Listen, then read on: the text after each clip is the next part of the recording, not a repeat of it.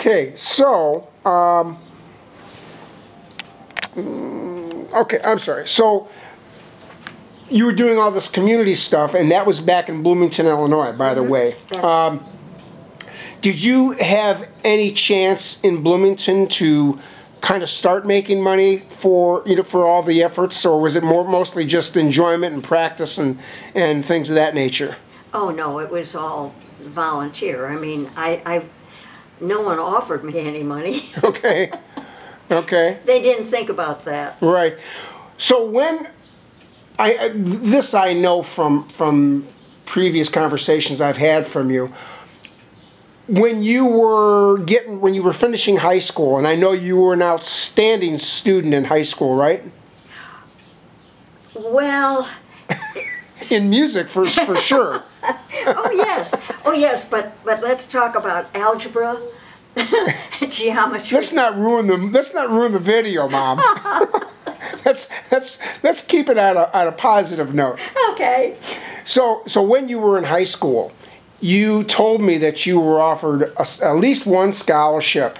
Mm-hmm. To which university? Illinois Wesleyan University School of Music. Okay. And I started with a fabulous teacher.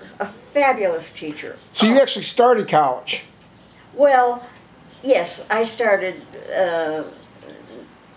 I didn't take all of the subjects. Mm-hmm. I just concentrated on the music subjects. Mm-hmm. Piano, organ, violin, voice. But that's what it was. It was a school of music. And you got a full scholarship to go there? Yes, I did. And so somewhere along the lines, you did not complete, am I correct? Oh, you are so correct. Okay. I want to make sure that I had that information right. Yes, absolutely, because I realized that what was happening, I had already had theory, harmony, all the subjects that are required with just piano lessons. You also studied theory, harmony,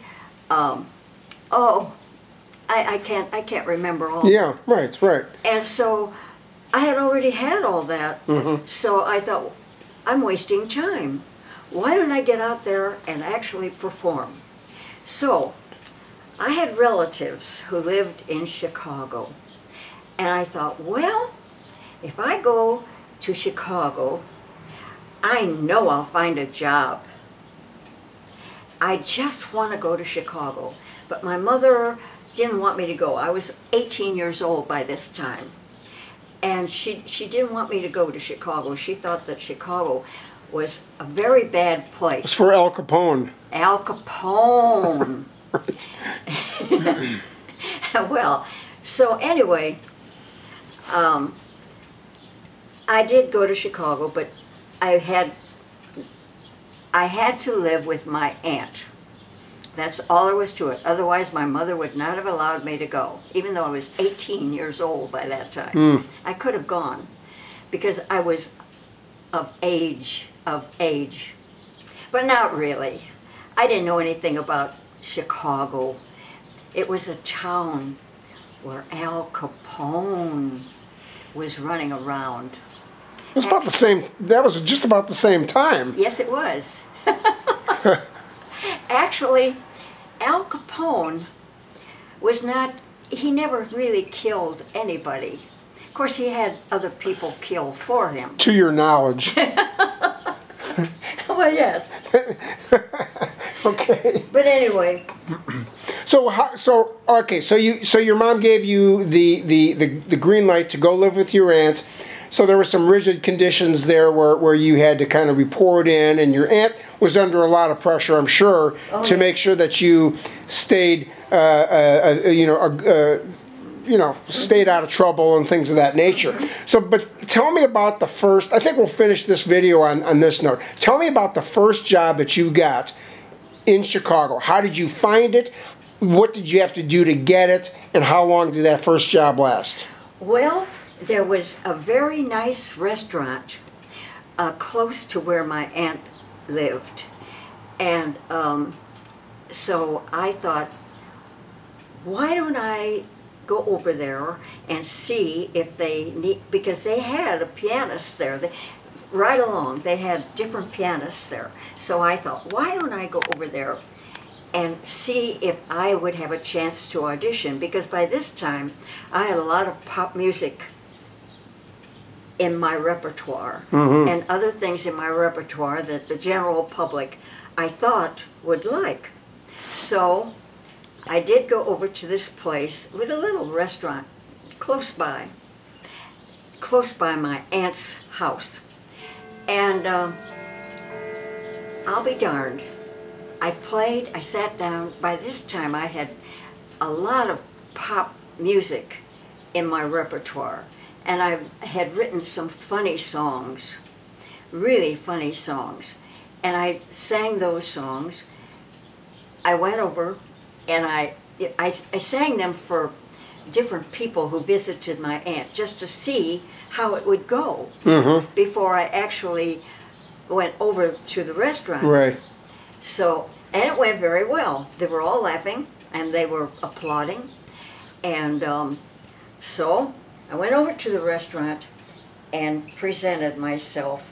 And of course they knew I was pretty young to be working in a place where alcoholic beverages were served in this restaurant. And they may not have accepted me because I was only 18 years old. So I sat down, I went over, I didn't tell them how old I was. Of course, I was 18, but I looked like I was about 14. Because I didn't have on any makeup. And my hair was kind of like it is now, only brown instead of white. I mean, it was not sophisticated at all. But when I sat down for an audition, they allowed me to audition. When I sat down and I played everything that I thought would really be a mind blower, I'll put it that way. And guess what? You got the job. I got the job. I got the job. So your first audition that you've ever had, you got a job. No, but I put everything into it, you know, and I was smiling and I was talking through the audition, and I had a very positive attitude towards the people who were there. There were people there, I mean, just ordinary people in this restaurant at the time. So, by ordinary, I mean, they had nothing to do with owning the restaurant. Right. So, my first job, I couldn't believe it. My first job, my first audition, and I got the job. So... You must have been ecstatic. Just thinking about it, I don't know how I did it. I don't know how I had the nerve to get up and do it.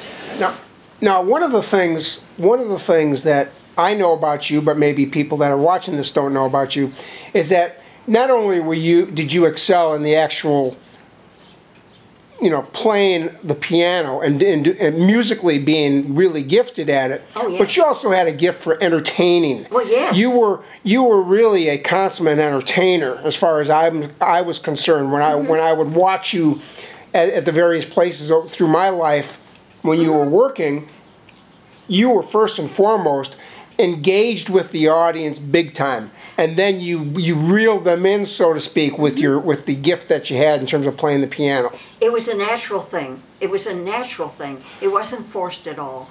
I just always, whether the piano was there or not, I always, to my mother's regret, I would always converse with strangers or anybody around me. Of course, at that time, that went pretty well in Bloomington, Illinois. But when you get to Chicago, you don't want to do that anymore. Well, you do if you're playing the piano. Yes. And you did excel at that, and that's probably, as well as I'm sure you could play at the age of 18.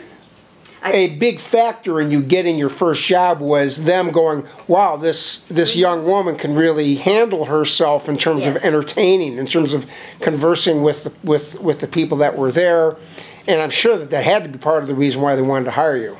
Well, don't forget, I had already played the piano most of my life. Right. And practiced. Oh, thank God my mother was the person she was. Yeah. I had no choice but to practice. Now we're gonna close on this note, but just for the sake of the audience, because I know the answer to this, but you've got how many songs memorized? If someone came up to you and said, "Can you play this? Can you play that?" How many songs do you have memorized? Oh, approximately 2,000. Okay, 2,000 songs in your head. Now, if somebody came up to you and said, "Can you play this? Can you play that?" In every category, however, starting with classical, semi-classical, jazz, pop, and so forth and so on. It's the whole gamut. You know, I think we'll start there in the next video. I'd be interested to know if you had a strategy for learning all of these different types of, what do they call that, genres of music, where you know, you just let off of about 3 or 4 or 5 different categories of music. Yes, yes. Well, you know, was there a strategy in doing that? And I'd like to finish that off I start that off on our next video. Sound good? all right. All right. Well, we're gonna call it a shot today, and thanks. We'll see you again. Okay. Bye. Bye-bye.